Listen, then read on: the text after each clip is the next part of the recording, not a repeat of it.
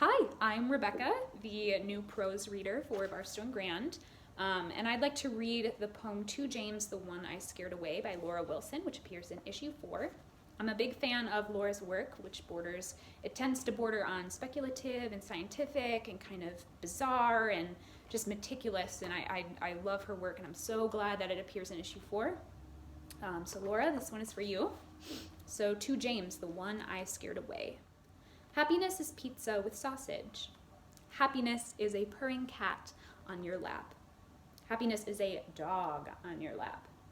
We play this game with each other, James and I, though he doesn't know about the second one. He says something true and I say something he thinks is true when I think something that's real. Happiness is mildew creeping knobby fingers up a wall. Happiness is a toad slurping its guts back into its stomach.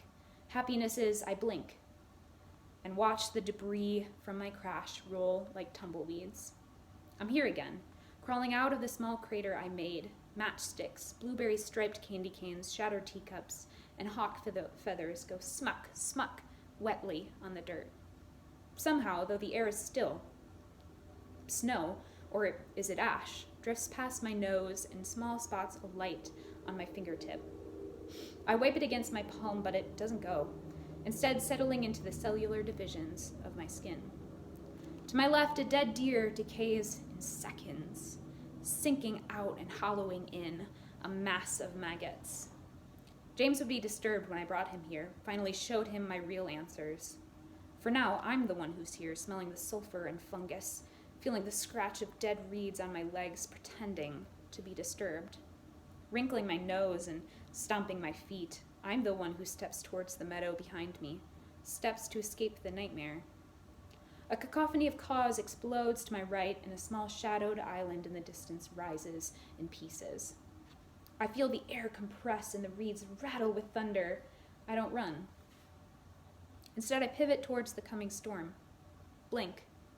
I'm back in the halo of bright white hallway lights, and James is there. Happiness is Cheerios with just the right amount of milk. I turn and stare at the mirror, hoping to find an answer.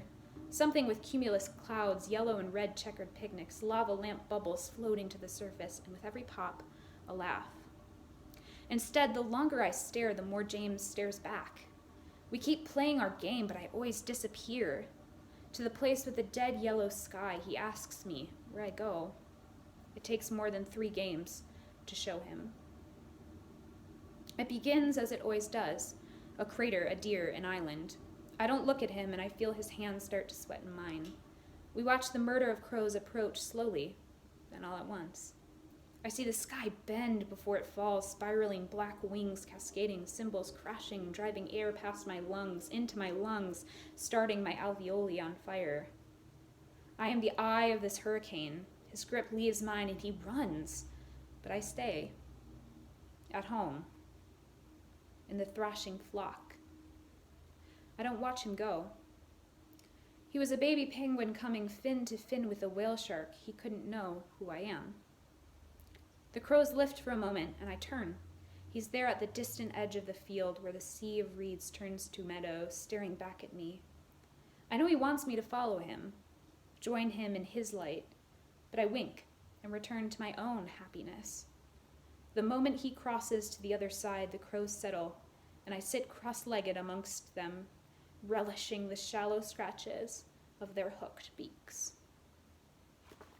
Thank you, Laura, and if that is not enough encouragement to submit to the next issue of Barstow & Grand, you totally should, because I am just so thrilled and in love with all of the work that appears in this issue. So thank you all.